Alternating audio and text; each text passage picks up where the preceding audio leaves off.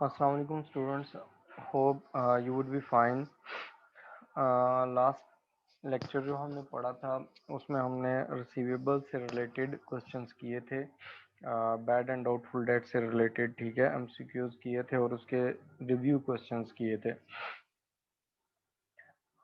उसमें से अभी मुझे एक दो स्टूडेंट्स के मैसेजेस आए हैं जिन्होंने कुछ उसमें पूछना है, तो वो मैं क्लास के बाद इंशाल्लाह आपको बता दूंगा। उसमें कोई चीज़ें हैं, क्योंकि मैं उनके मैसेजेस रीड नहीं कर सका, तो कुछ ने ऑडियो मैसेजेस भेजे, तो मैं उसको सुन के क्लास के बाद तो आपको रिप्लाई कर देता हूँ उसका आंसर। अभी हम एक नए टॉपिक के साथ आज प्रोसीड करेंगे।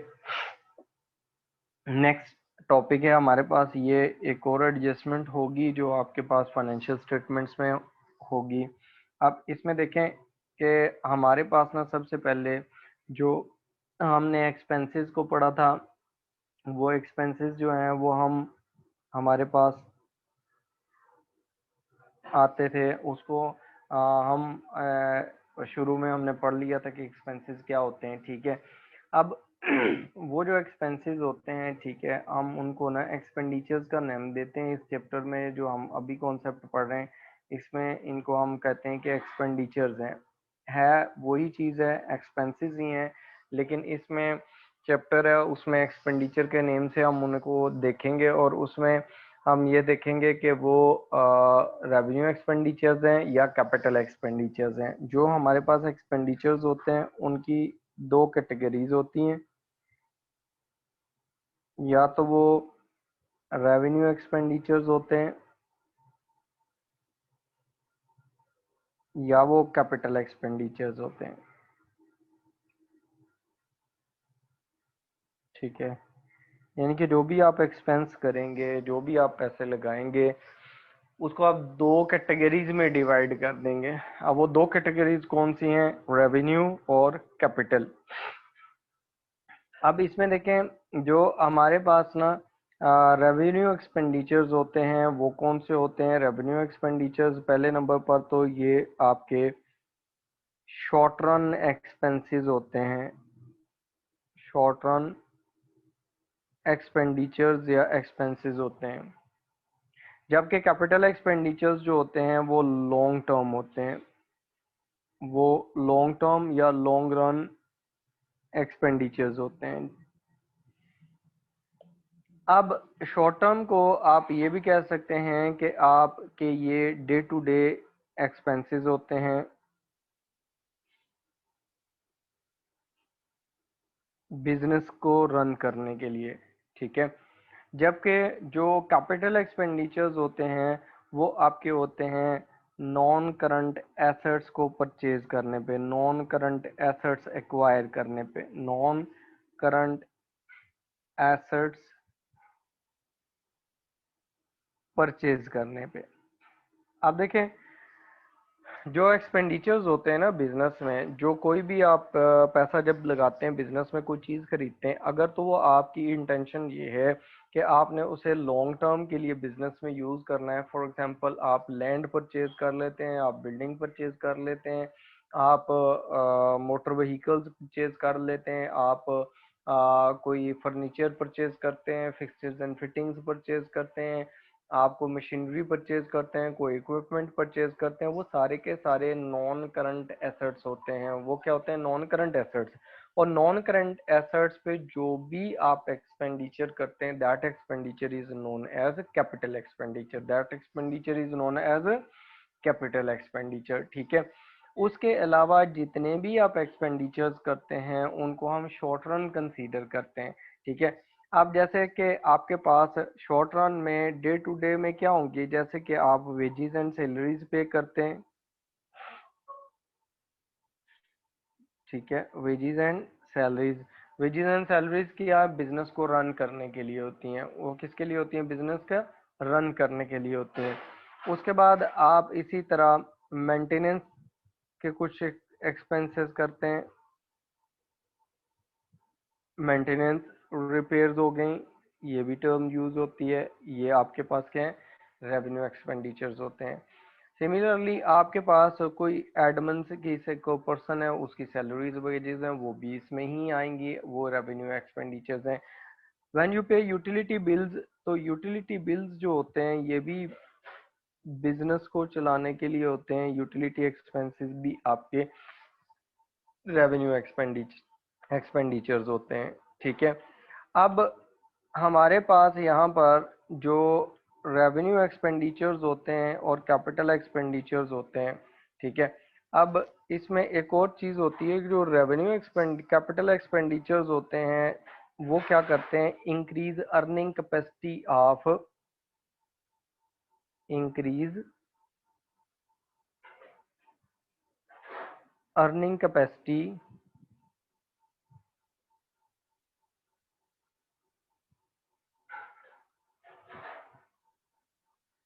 Of non current asset. आपके नॉन करंट एसेट की जब अर्निंग कैपेसिटी इंक्रीज होती है या ऑर्गेनाइजेशन की अर्निंग कैपेसिटी इंक्रीज होती है, तो उसको हम कहते हैं कि हमारे पास वो कैपिटल एक्सपेंडिचर है, ठीक है। अब अर्निंग कैपेसिटी इंक्रीज करने से क्या मुराद है, जैसे कि आपने क्या किया, आपने increase seating capacity of a bus किया, ठीक है। आपने क्या कर दिया, इंक्रीज सीटिंग कैपेसिटी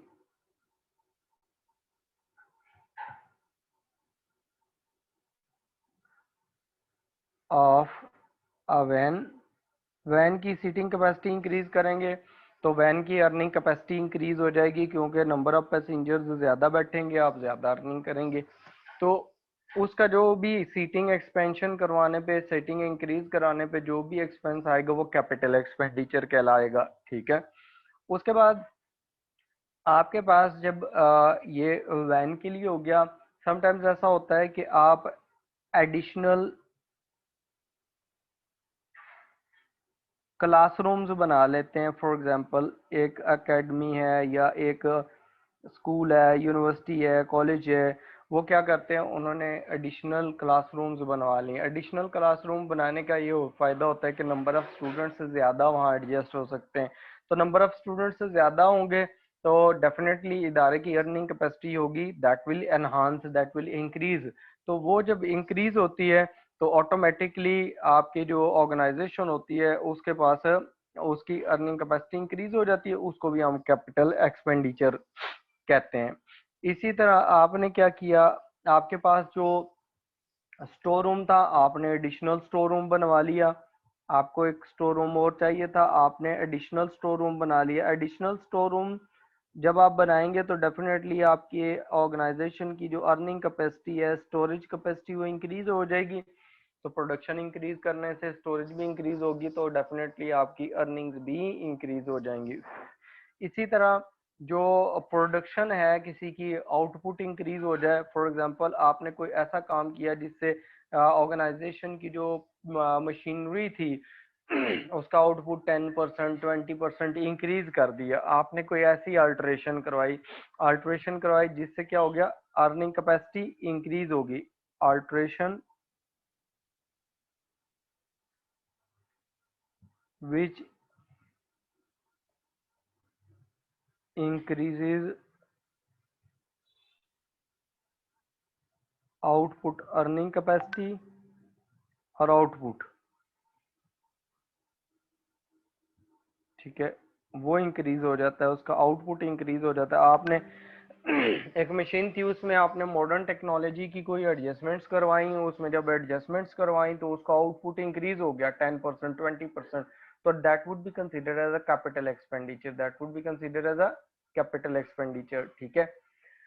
जबकि ये जो आपके पास मशीनरी होगी उसको फिर आप रिपेयर करवाएंगे, उसकी जो मेंटेनेंस के खर्चे हैं वो सारे के सारे, उसकी रनिंग कॉस्ट हैं, वो सारी की सारी आपके पास रेवेन्यू एक्सपेंडिचर्स आएंगी। रनिंग एक्सपेंसेस जितने भी आए जाएंगे उस मशीन के, वो सारे all will be the revenue expenses, ठीक है। अच्छा उसके बाद ना आता है कि आपके पास जो रेवेन्यू एक्सपेंडिचर्स होते हैं ना, ये क्या करते हैं, basically they maintain earning capacity of organisation, maintain earning capacity of business और नॉन करंट एसेट। ठीक है, आप जैसे देखें कि आपने क्लासेस में कुछ रिपेयर करवाए हैं, तो रिपेयरिंग की इसलिए करवाई है, उसका फ़ायदा ये नहीं होगा कि अर्निंग कैपेसिटी इंक्रीज हो जाएगी, उसका फ़ायदा ये होगा कि अर्निंग कैपेसिटी मेंटेन हो जाएगी। ठीक है, मेंटेनेंस करवा रहे हैं आप। इसी तरह आप क्या करते हैं, को पेंट वगैरह करवा लेते हैं, तो अगर आपके चल रहा है, स्कूल वगैरह चल रहा है, इदारा चल रहा है, सही चल रहा है, और इसमें कोई पेंट वगैरह की जरूरत पड़ी है, आपने उसको पेंटिंग करवा दी है, तो वो जो पेंट वगैरह करवाएंगे वो आपकी अर्निंग कैपेसिटी को क्या करेगा, मेंटेन कर देगा। ठीक है, वो इंक्रीज नहीं करेगा।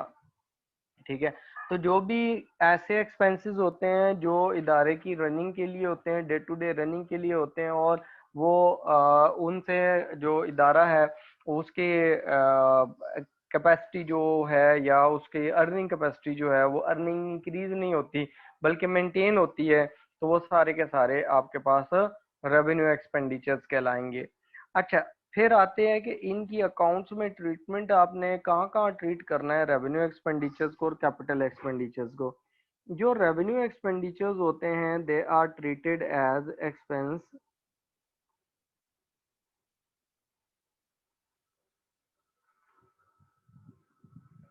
इन इनकम स्टेटमेंट। तो ये इनकम स्टेटमेंट में क्या होंगे, एज एन एक्सपेंस ट्रीट होंगे। जबकि कैपिटल एक्सपेंडिचर्स जो होते हैं वो क्या होते हैं, treated as non current asset, treated as non current assets in statement of financial position. ठीक है, उनको हम कैपिटलाइज कर लेते हैं। ठीक है, अब यहाँ देखें, ये हमारे पास है बेसिक इसके कॉन्सेप्ट्स के, आपने रेवेन्यू एक्सपेंडिचर्स और कैपिटल एक्सपेंडिचर्स को कैसे अलग अलग ट्रीट करना है। ठीक है, अच्छा, उसके बाद हमारे पास जो आता है ना, उसके बाद हमारे पास ये आ जाता है कि आपने ट्रीटमेंट क्या करनी है, ट्रीटमेंट भी हमने देख ली। ठीक है, अब इसकी एग्जांपल्स हम देखते हैं, डिफरेंट एग्जांपल्स, और उनको हम उसके थ्रू हम चलते हैं। ठीक है, अब एक तो चीज ये है कि ये एक दो चीज आपने रेवेन्यू एक्सपेंडिचर्स और कैपिटल एक्सपेंडिचर्स ये वाली क्लियर कर ली। दूसरे नंबर पर आपके पास ना जो नॉन करंट एसेट्स होते हैं, आप जो इंपोर्ट करते हैं उनकी कॉस्ट कैसे निकालते हैं, उनकी कॉस्ट में कौन कौन सी चीज़ें कैपिटलाइज करनी है, कौन कौन सी चीज़ें कैपिटलाइज नहीं करनी वो ज़रा देख लें। हमारे पास जो अगर कोई नॉन करंट एसेट है ना, जो आप इंपोर्ट कर रहे हैं, उससे रिलेटेड ज़रा हम देखते हैं कि उसको लेके चलते हैं, उसकी एग्जांपल, ताकि आपको थोड़ा सा और इजी हो जाए। जो भी आप एक्सपेंस करते हैं ना, आप कोई भी नॉन करंट एसेट है उसको वर्किंग कंडीशन में लाने के लिए, ठीक है, किस कंडीशन में लाने के लिए, वर्किंग कंडीशन में लाने के लिए, that expenditure is known as capital expenditure. ठीक है, any expenditure incur to bring a non current asset, any expenditure incurred to bring a non-current asset to its intended use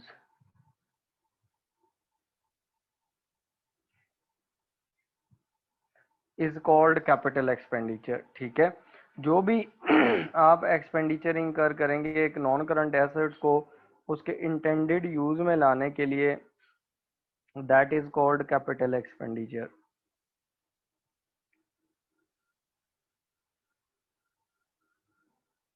intended use में क्या चीजें आती हैं वो जरा देखें।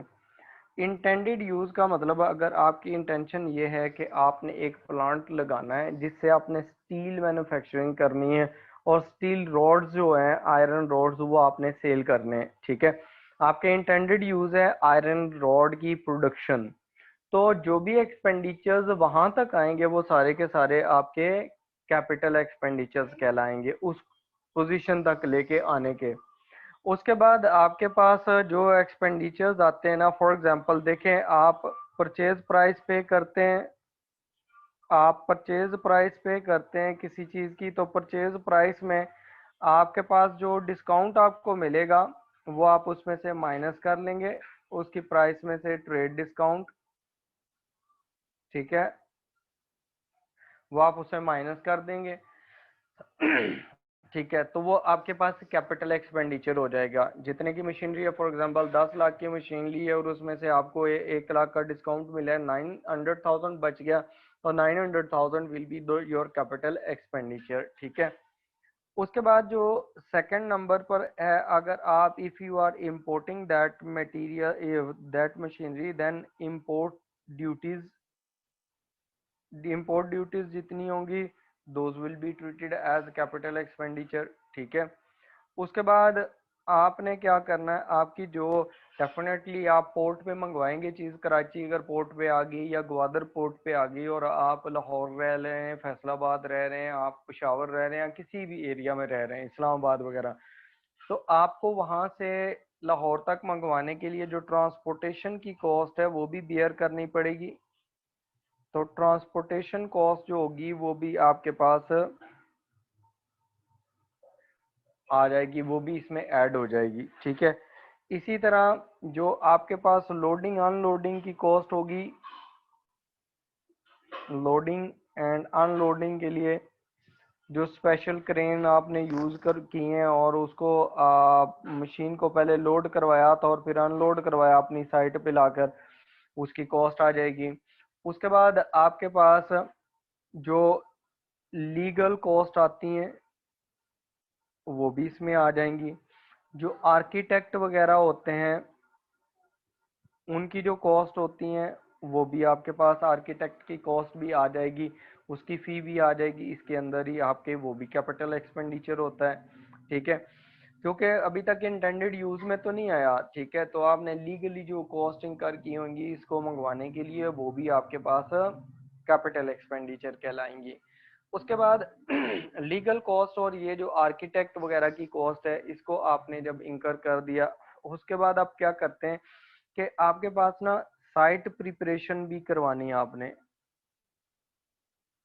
साइट प्रिपरेशन, आपने कभी देखा होगा कि ये जो प्लांट लगते हैं, मशीनरी इंस्टॉल होती है जहाँ पर ये आयरन रोड्स वगैरह बनते हैं, स्टील इंडस्ट्री हो गई या शुगर इंडस्ट्री हो गई या सीमेंट इंडस्ट्री हो गई, जो प्लांट लगता है ना, उस प्लांट में ये होता है कि पहले साइट प्रिपेयर होती है, ठीक है। पहले क्या होती है, साइट प्रिपरेशन होती है।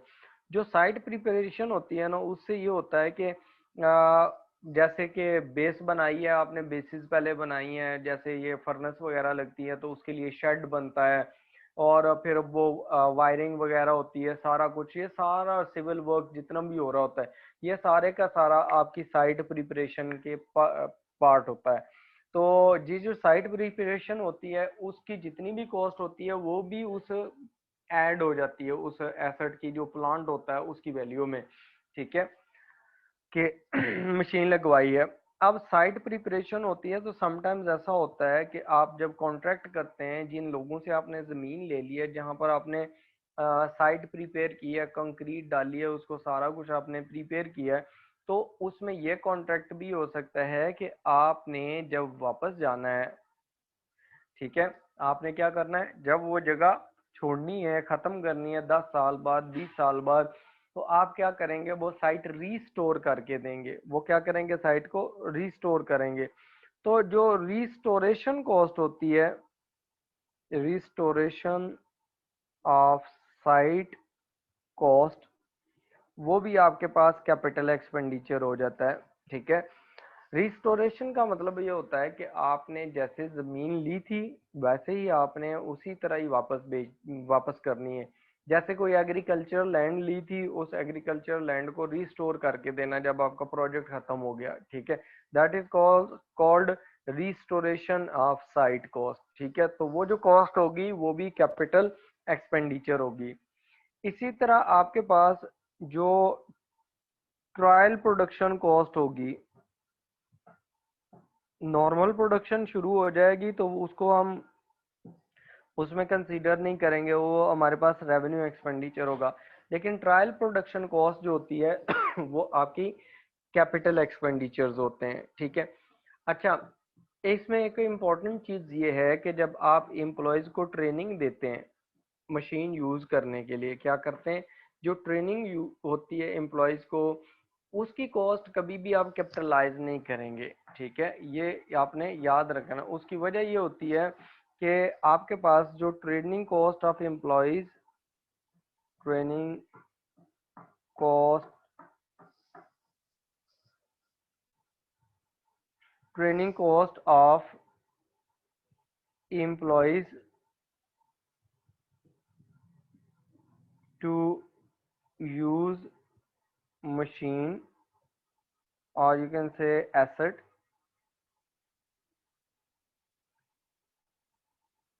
non-current asset is a revenue expenditure, वो कैपिटल एक्सपेंडिचर नहीं होगा।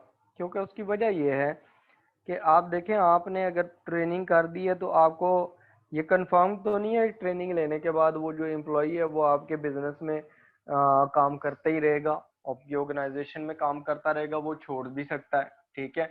इसलिए आप उसे कैपिटलाइज नहीं करते। वो जो ट्रेनिंग कॉस्ट होती हैं वो क्या है, रेवेन्यू एक्सपेंडिचर्स होते हैं, ठीक है।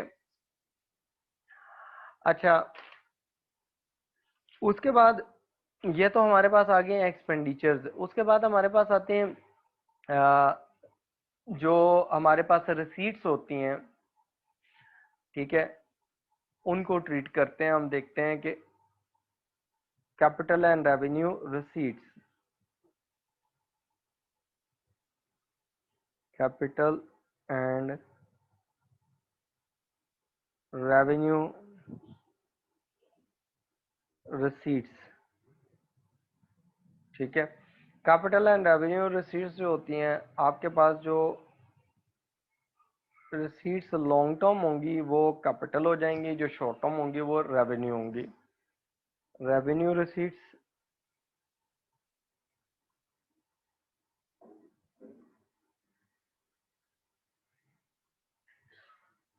कैपिटल रिसीट्स,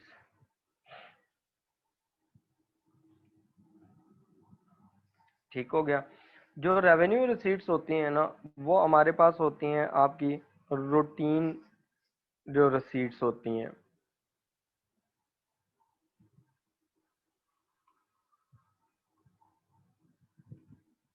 रूटीन रिसीट्स में आपके पास क्या आ जाता है कि जो आपने जो सेल्स रेवेन्यू करते हैं, सेल्स रेवेन्यू, वो आपकी रूटीन रिसीट्स आ जाती हैं।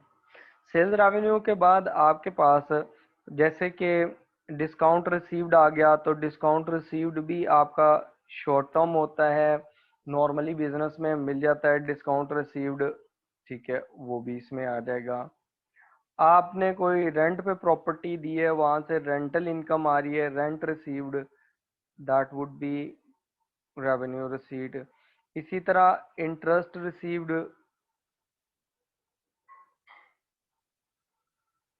These are all revenue receipts. Capital receipts में क्या आ जाता है, एक तो आपके number one sale proceeds of non current asset. आपने नॉर्मल गुड्स नहीं सेल की, आपने नॉन करंट एसेट सेल कर दिया। तो नॉन करंट एसेट जो होता है वो तो आपके पास आपकी इंटेंशन होती है, वो आपने परमानेंट यूज के लिए रखा होता है बिजनेस में। जब आप उसे सेल कर देते हैं, ठीक है, तो जो उससे आपको रिसीट्स मिलती हैं, जो पैसे मिलते हैं, जो आपको वैल्यू मिलती है, that is called capital receipt, that is called capital receipt. अगर आपने आपकी इंटेंशन थी कि कोई चीज आप रीसेल करेंगे और उससे प्रॉफिट जनरेट करेंगे, तो वो रेवेन्यू रिसीट्स में आ जाएगी, वो सेल्स रेवेन्यू हो जाएंगे रूटीन के, ठीक है। इसी तरह आपके पास जो आपने लोन लिया है, बैंक लोन आपने लिया है, रिसीव्ड,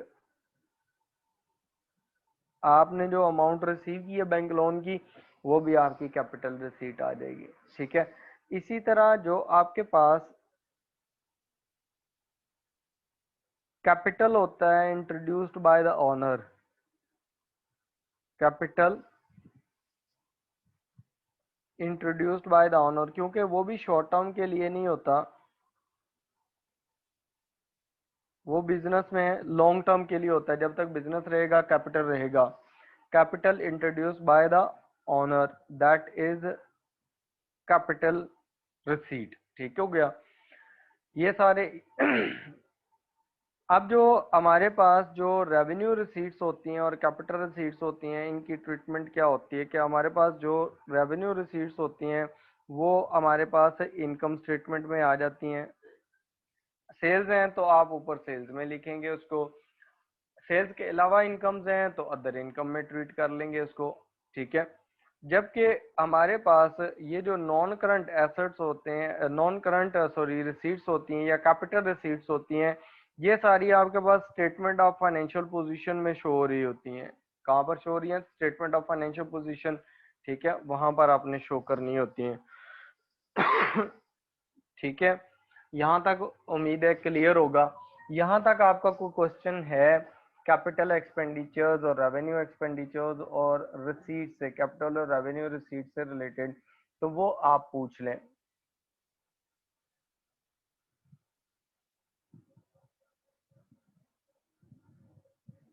ठीक है, यहाँ तक कोई क्वेश्चन है तो वो आप पूछ लें।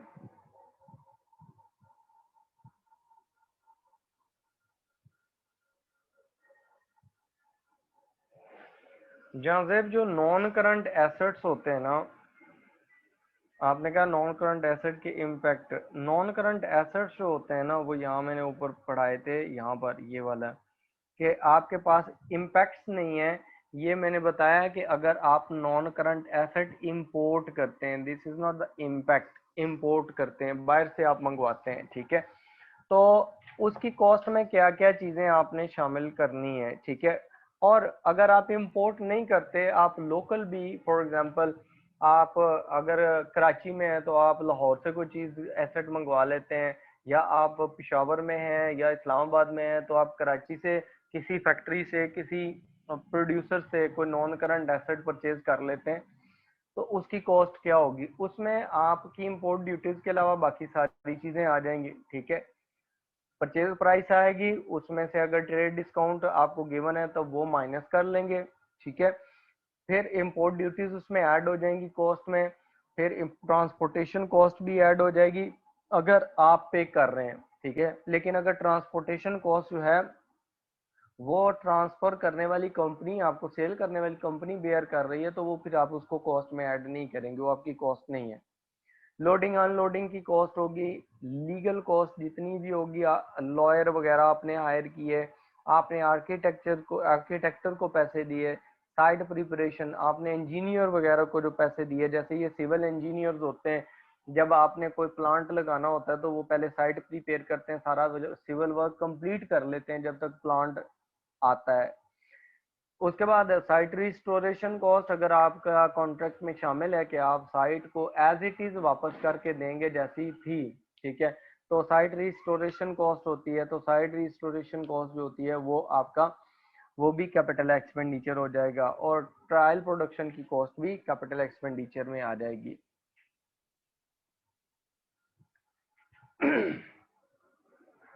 जाजेब, होप्स हो कि आपको क्लियर हो गया होगा, अगर कोई मसला है तो दोबारा पूछ लें। मुस्कान समझ आ गया, okay good, very good. Sir Ifra Malik, capital receipts एक दफ़ा एक्सप्लेन कर दें। ओके, कैपिटल रिसीट्स इफरा ये होती हैं कि आपने आपने ये देखना है कि आपने किसी से जो पैसा वगैरह लिया है वो आपने शॉर्ट टर्म के लिए लिया है या लॉन्ग टर्म के लिए, आपका रूटीन में वो आप ले रहे थे या आपने रूटीन से हट के पैसे लिए हैं। फॉर एग्जांपल देखें, जैसे कि आपका सेल्स नॉर्मली आप करते हैं तो ये आपका बिजनेस है, ये रूटीन वर्क है। ठीक है, तो ये आपके पास इनकम स्टेटमेंट में आ जाएगा एज अ सेल्स रेवेन्यू। और अगर आप इसी तरह रेंट रिसीव किया है तो वो अदर इनकम में आ जाएगा। जो चीज़ें इनकम स्टेटमेंट में आ जाएंगी इनकम में, अदर इनकम में, ठीक है, वो सारी आपकी रेवेन्यू रिसीट्स होती हैं। इसके अलावा अगर एक बिजनेस बैंक लोन लेता है तो बैंक लोन 1 साल से ज्यादा टाइम के लिए होता है, वो कैपिटल रिसीट कहलाएगी। वो क्या हो जाएगी? Capital receipt. इसी तरह बिजनेस क्या करता है, कोई नॉन करंट एसेट जो है, फॉर एग्जांपल कोई कार पुरानी हो गई या उसको चेंज कर दिया आपने, सेल कर दिया, तो वो जितने सेल से पैसे मिलेंगे वो भी कैपिटल रिसीट होगा। इसी तरह आपके पास जो चीजें जो इसमें आ जाती हैं, क्या नाम है इसका, समटाइम्स ऐसा होता है कि आप ना एडिशनल कैपिटल ले लेते हैं, ऑनर से पैसा ले लेते हैं। जो कैपिटल जब आप पैसा लेंगे ऑनर से तो वो आप लॉन्ग टर्म के लिए लेते हैं, शॉर्ट टर्म के लिए नहीं लिया होता, तो इसलिए वो कैपिटल रिसीट कहलाता है। That's why that would be consider as a capital receipt. ठीक है। उसके बाद यहाँ पर देखें और कोई प्रॉब्लम? अच्छा जाजेब, समझ आ गया, ओके गुड। का जो सेल्स रेवेन्यू है, ये नॉर्मल जो सेल्स होती हैं, जो बिजनेस जो नॉर्मल सेल्स करता है उसको सेल्स रेवेन्यू, रेवेन्यू का सिंपल वर्ड भी यूज होता है, सेल्स रेवेन्यू का वर्ड भी यूज होता है, और उसको सेल्स रेवेन्यू भी कहते हैं। ठीक है, कंबाइन भी उसे कर लेते हैं, सेल्स रेवेन्यू कुछ ऑर्गेनाइजेशंस लिख देती हैं। ओके वेरी गुड, इफ्रा क्लियर हो गया आपका। ओके, यहाँ तक। अब हम करते हैं इसकी ना प्रैक्टिस करते हैं, रिव्यू क्वेश्चंस हैं, रिव्यू क्वेश्चंस करते हैं। रिव्यू क्वेश्चंस करेंगे तो और क्लियर हो जाएगा। ठीक है, अब यहाँ देखें।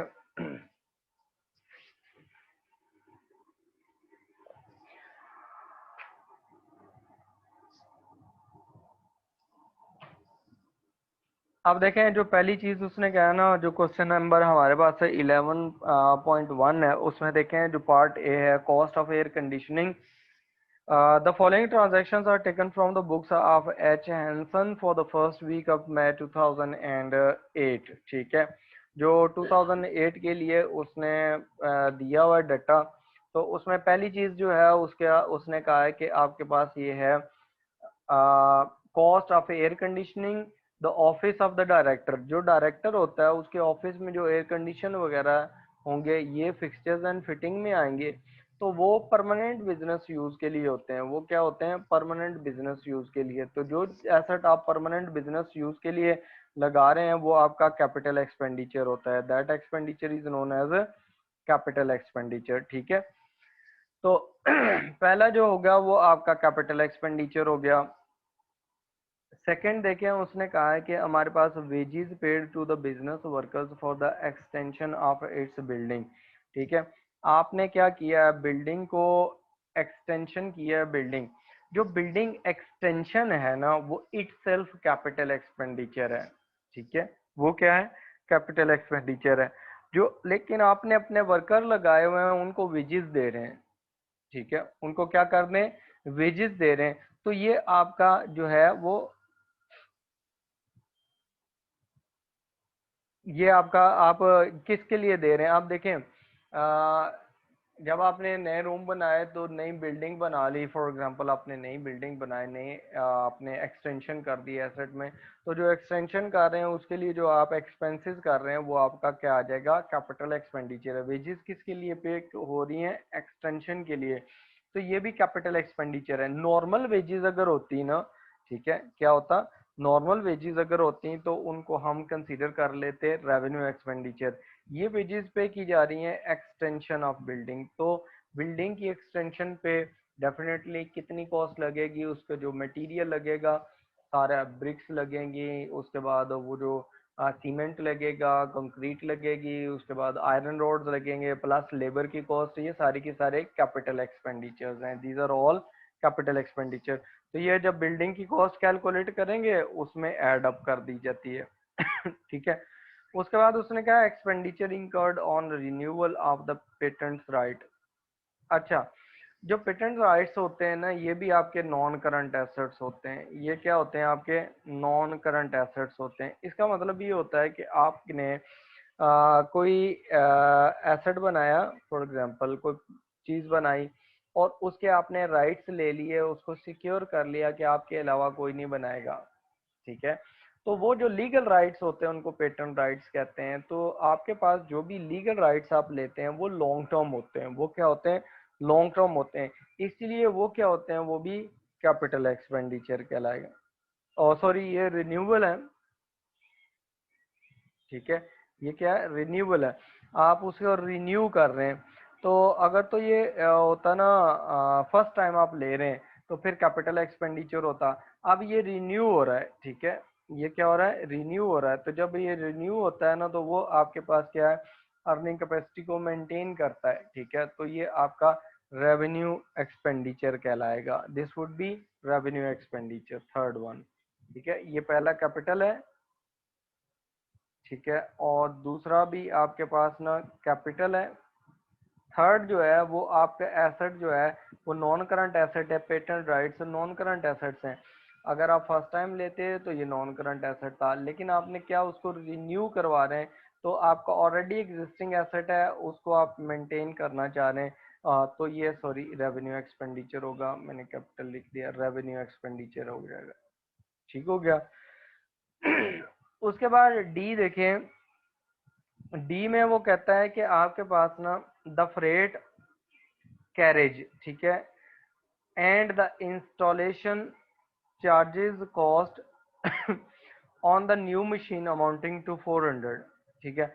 एक न्यू मशीन आपने ली है, उसका फ्रेट कैरेज और आपने इंस्टॉलेशन चार्जेस दिए हैं। तो इंस्टॉलेशन कॉस्ट जो होती है वो कैपिटल एक्सपेंडिचर कहलाती है।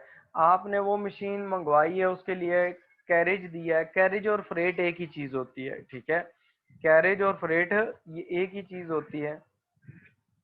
अगर तो आप वैसे कैरेज पे कर रहे हैं ना गुड्स के लिए, फॉर रीसेल पर्पस के लिए, जो आपने गुड्स लिए हैं, तो रेवेन्यू एक्सपेंडिचर होता है।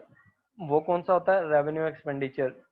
लेकिन अगर आपने कोई नॉन करंट एसेट परचेज किया, जैसे आपने यहाँ पर न्यू मशीन ले ली है, तो न्यू मशीन जो है ये आपके पास नॉन करंट एसेट है। जब वो नॉन करंट एसेट आप क्या करेंगे?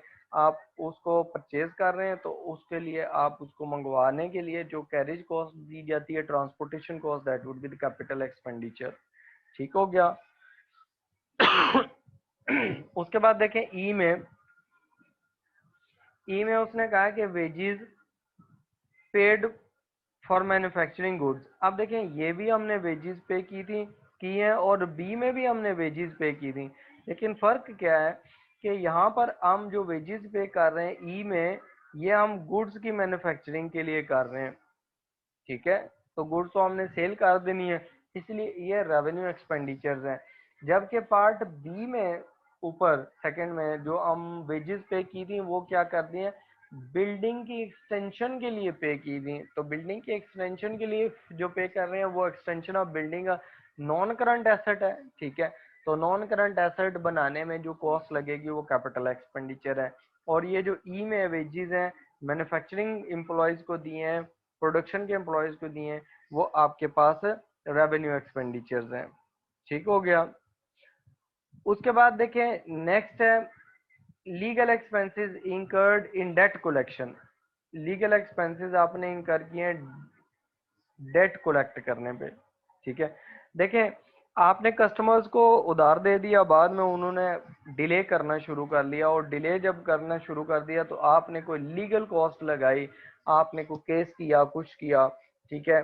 तो वो जितनी भी कॉस्ट लगेगी वो आपके रेवेन्यू एक्सपेंडिचर कहलाएगा। That would be consider as revenue expenditure. अगर तो लीगल कॉस्ट होती ना प्रॉपर्टी को लेने के लिए, जैसे यहाँ नीचे उसने जी में सेकंड में उसने कहा लीगल कॉस्ट जो है, legal cost incurred in purchasing of a landed property, purchasing of a landed property. इसका मतलब है आपने जमीन परचेज की है, जमीन जो आप लैंड परचेज करेंगे वो आपका नॉन करंट एसेट कहलाएगा। That would B non current asset. तो जो नॉन करंट एसेट होता है वो आपका क्या होता है? कैपिटल है, वो आपका कैपिटल एक्सपेंडिचर होता है। उसको इंकर करने के लिए जो भी आप लीगल कॉस्ट लगाएंगे, अभी हमने लास्ट क्लास में पढ़ा था, अभी उसमें सॉरी लास्ट सेशन में, कि आपकी ये जो लीगल कॉस्ट है, ये 5th नंबर पे ये लिखा हुआ है, ठीक है। लीगल कॉस्ट होगी वो आपकी कैपिटल एक्सपेंडिचर कहलाएगी। तो last one will be the capital expenditure. ठीक हो गया, लास्ट क्या है, कैपिटल एक्सपेंडिचर है। ठीक है, यहां तक कोई क्वेश्चन?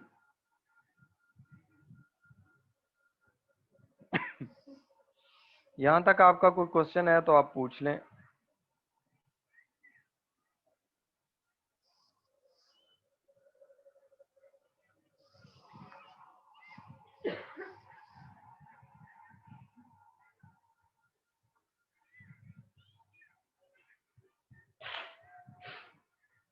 सैयद मोहम्मद हादी क्लियर है, ओके गुड।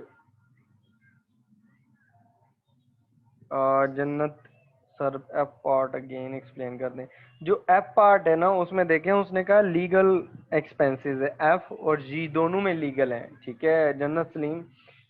अब जो इनमें फर्क क्या है, जो एफ पार्ट है ना उसमें ये है कि आपने वो डेट कलेक्शन के लिए किया, और जी पार्ट में आपने प्रॉपर्टी जो नो लैंड है उसको एक्वायर करने के लिए आपने लीगल कॉस्ट लगाई है। नॉन करंट एसेट को एक्वायर करने के लिए जो भी लीगल कॉस्ट होती है वो पार्ट बन जाती है आपके नॉन करंट एसेट का, इसलिए वो कैपिटल एक्सपेंडिचर कहलाती है। जो डेट कलेक्शन के लिए लीगल कॉस्ट है वो क्या है, वो आपकी शॉर्ट रन होती है कि आपने किसी कस्टमर को क्रेडिट पे गुड्स सेल की थी, उस वो कस्टमर अभी पैसे नहीं दे रहा, तो आपने किसी कोई लीगल कार्रवाई की है, उससे पे आपके एक्सपेंसेस आ गए, तो वो आपकी रेवेन्यू एक्सपेंडिचर्स होते हैं। मुस्कान क्लियर है, ओके वेरी गुड। जन्नत क्लियर है या आपको अगर कोई और मसला है आप इसमें इस क्वेश्चन में तो पूछ लें बाकी लोग भी।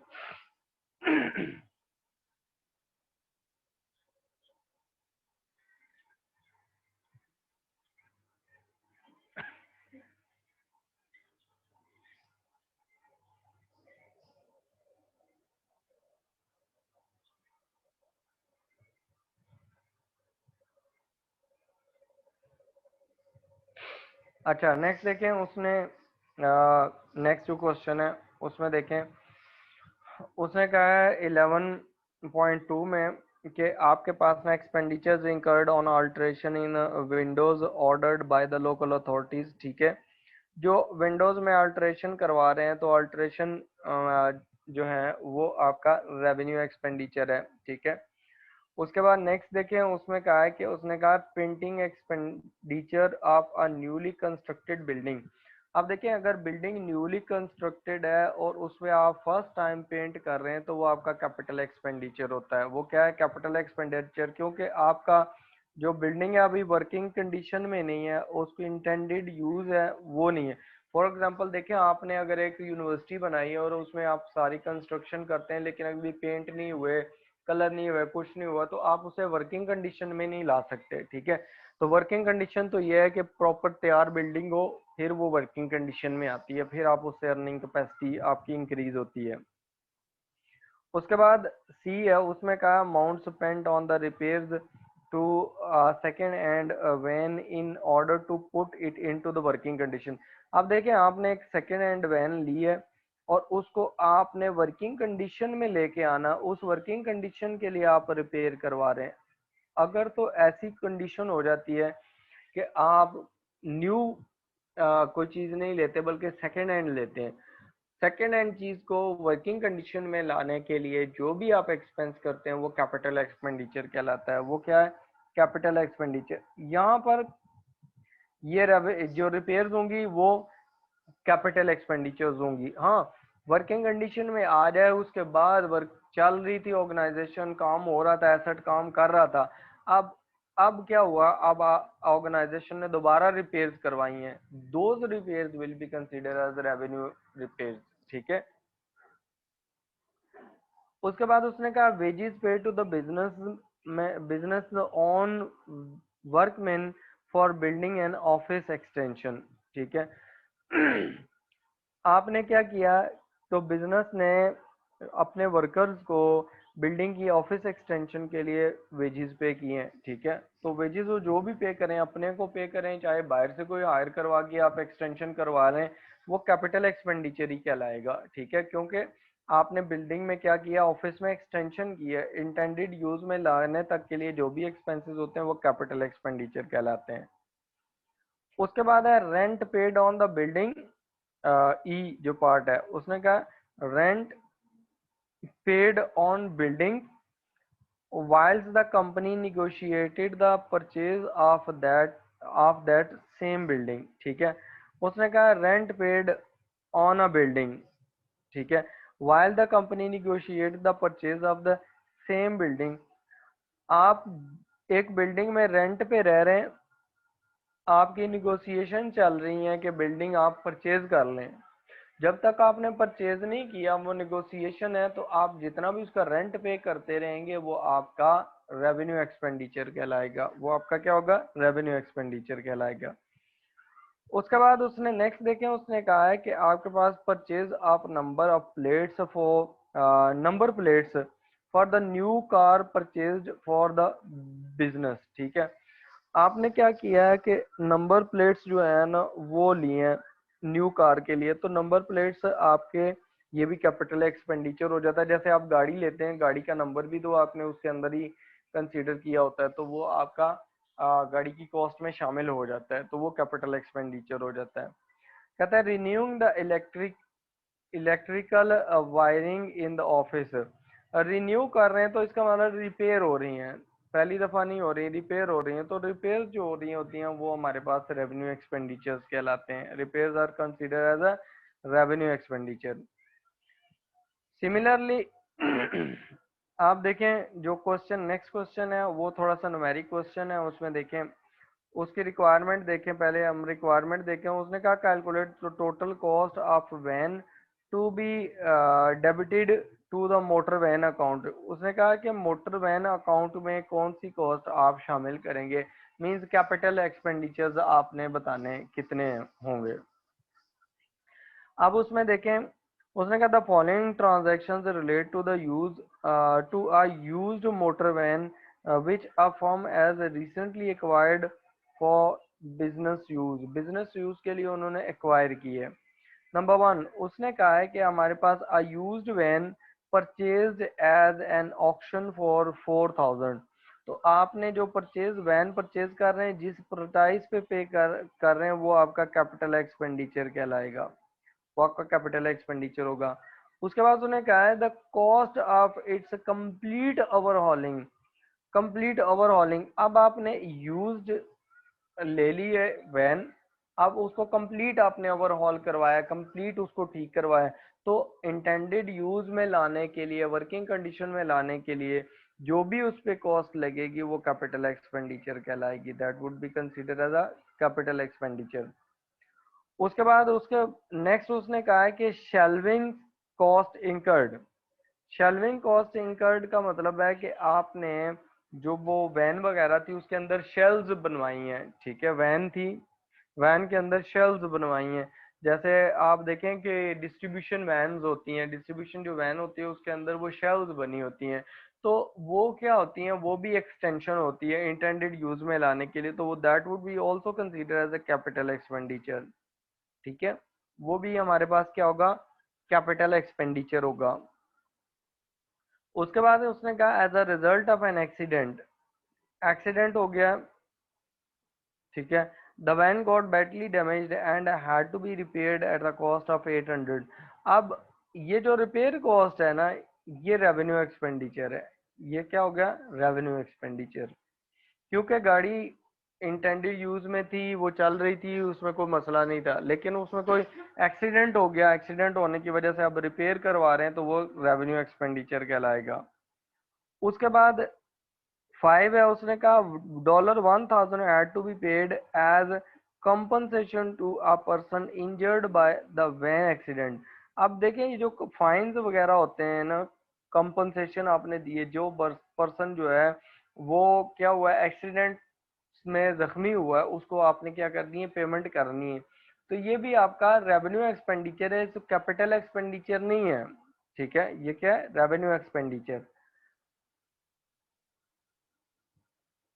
जो भी फाइन्स होते हैं, पेनल्टीज होती हैं, सारे के सारे रेवेन्यू एक्सपेंडिचर्स होते हैं। एनुअल रोड टैक्स, जो रोड टैक्सेस होते हैं वो भी आपके रेवेन्यू एक्सपेंडिचर्स होते हैं। वो क्या होते हैं? Revenue expenditures. और जो लोग एक्सीडेंट में मारे जाते हैं या जख्मी होते हैं उनको जो आप पैसा देते हैं, that is consider as revenue expenditure. और नेक्स्ट उसने लास्ट में कहा है कि the expenses on drivers wages, जो एक्सपेंसेस हुए हैं ना ड्राइवर की वेजेस पे और ड्राइवर की वेजेस हैं पेट्रोल एक्स्ट्रा अमाउंटेड टू 1470। तो अब देखें, जो आपने गाड़ी ले ली उसके बाद उसको रन करने के लिए पेट्रोल की ज़रूरत है, रनिंग कॉस्ट है। ड्राइवर की ज़रूरत है, उसकी जो सैलरीज वेजेस जो बेनिफिट्स वगैरह देंगे वो भी रनिंग कॉस्ट है। तो ये भी आपका रेवेन्यू एक्सपेंडिचर आ जाएगा। तो आपने जो टोटल कॉस्ट यहाँ पर कैलकुलेट करनी है, एक तो आपके पास मोटर व्हीकल की परचेज प्राइस है, ठीक है, एक ये आ जाएगी कैपिटल एक्सपेंडिचर 4000 का। उसके बाद आपके पास कंप्लीट ओवरहॉल जो हो गई है,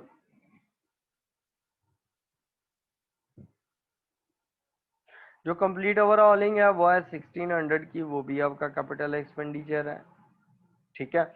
और उसके बाद आपके पास जो नेक्स्ट है वो शेल्विंग्स हैं, जो आपने शेल्व्स ऐड करवाई हुई हैं।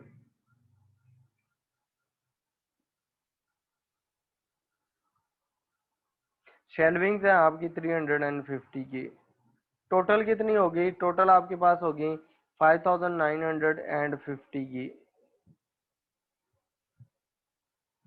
ये आपके पास टोटल आ गया, टोटल वैन कॉस्ट। वैन की टोटल कॉस्ट आ गई है 5950 की, ठीक है। अच्छा, आपके पर ये जो क्वेश्चन है ना, वो आपके लिए क्वेश्चन है एक 4 में यहाँ पर छोड़ रहा हूँ 11.4, ये आपने करना है, ठीक है। और उसके बाद आपने आपने ये वाला क्वेश्चन कर लेना है, ये वाला क्वेश्चन करना है आपने, ठीक है। क्वेश्चन नंबर 4 11.4 ये आपका होमवर्क है,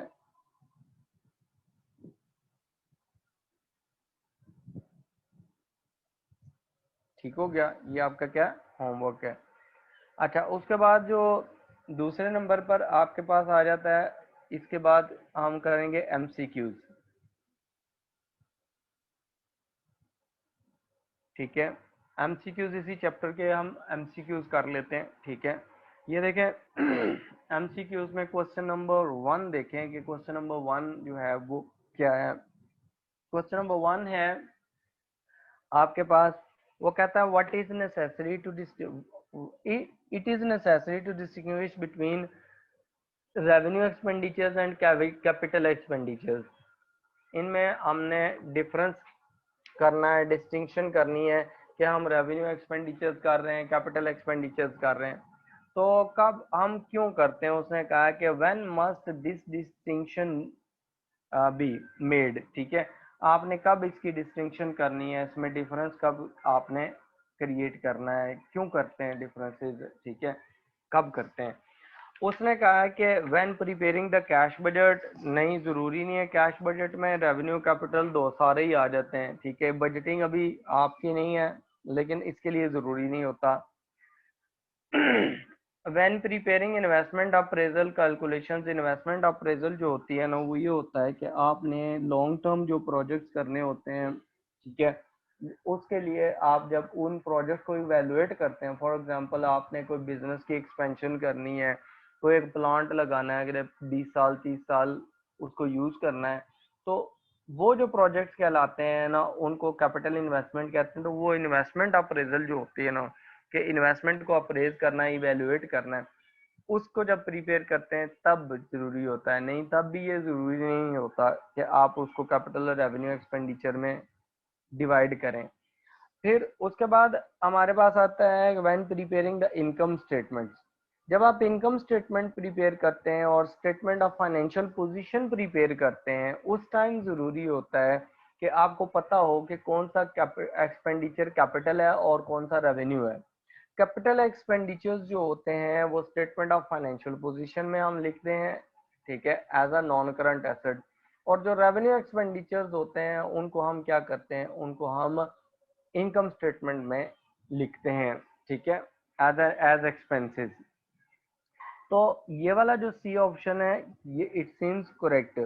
फिर उसके बाद लास्ट है, वो कहता है when preparing the purchase ledger control account, purchase ledger control account purchases का जो कंट्रोल अकाउंट बनता है, या आप कह सकते हैं ट्रेड पेबल्स का जो अकाउंट बनता है तब चाहिए। तो ट्रेड पेबल्स का जो अकाउंट बनेगा उस टाइम तो हमें ये चाहिए ही नहीं डिस्टिंक्शन कि कैपिटल और रेवेन्यू एक्सपेंडिचर वाली। उसके बाद जो सेकंड क्वेश्चन है उसमें देखें, सेकंड क्वेश्चन में वो कहता है कि आपके पास, उसमें वो कहता है कि which of the following is a revenue expenditure. Revenue expenditure कौन सा है इनमें से? कहता है acquisition of another business, जो आप एक और बिजनेस एक्वायर करेंगे तो ये नॉन करंट एसेट है, आप एक नया बिजनेस परचेज कर रहे हैं, ये कैपिटल एक्सपेंडिचर कहलाएगा। ऑडिटर्स फी, ऑडिटर जो होता है ना, ये सैलरीज एंड वेजेस होती हैं, उसकी जो पे होती है ये रेवेन्यू एक्सपेंडिचर होता है, ठीक है। उसके बाद legal expenses on purchase of the property, property purchase करने पे जो लीगल एक्सपेंसेस होते हैं वो कैपिटल एक्सपेंडिचर्स कहलाते हैं। उसके बाद है परचेज ऑफ प्रीमिसेस, आपने प्रीमिसेस को परचेज करना है, तो प्रीमिसेस आपके नॉन करंट एसेट्स होते हैं। प्रीमिसेस क्या होते हैं? Non current assets. जब उनको परचेज किया जाता है तो वो कैपिटल एक्सपेंडिचर कहलाता है। तो ऑप्शन बी जो है वो करेक्ट ऑप्शन है यहाँ पर। मुस्कान, जो ऑडिटर होता है ना, ऑडिटर जो होता है उसका मतलब ये होता है जब आप अकाउंट प्रिपेयर हो जाते हैं, अकाउंट्स अकाउंट जो है ना डिपार्टमेंट जो होता है वो अकाउंट्स प्रिपेयर कर लेता है, तो उसको चेक करने के लिए कि वो क्या इंटरनेशनल अकाउंटिंग स्टैंडर्ड के मुताबिक बनाया है, जो लीगल रिक्वायरमेंट्स हैं उसके मुताबिक बनाया है, उसको जो चेक करता है वो ऑडिटर कहलाते हैं, ठीक है। जब आपने यहाँ से क्वालिफाई करके चले जाना है तो आपने भी ऑडिटर ही बनना है, ठीक है। तो फिर आप चेक करेंगे, जिन लोगों ने अकाउंट्स डिपार्टमेंट में अकाउंट्स बना लिए होते हैं उसको चेक करते हैं कि वो क्या लीगल रिक्वायरमेंट और इंटरनेशनल अकाउंटिंग जो स्टैंडर्ड्स हैं उनकी रिक्वायरमेंट के मुताबिक बना है, जो अकाउंटिंग रूल्स हैं वो सही फॉलो हुए हैं, उनके मुताबिक बना है कि नहीं बना, ठीक है।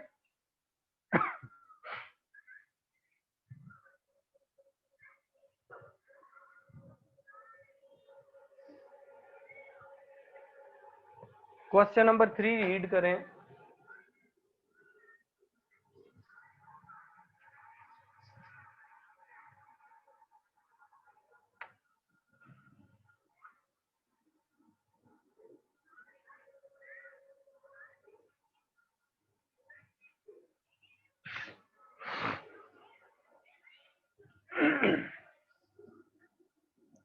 क्वेश्चन नंबर 3 में देखें, क्वेश्चन नंबर 3 में वो कहता है कि which payment should be treated as revenue expenditure. आपने ये बताना है कि इनमें से कौन सी जो अमाउंट है वो रेवेन्यू एक्सपेंडिचर ट्रीट होगी इन the accounts of a hotel, ठीक है।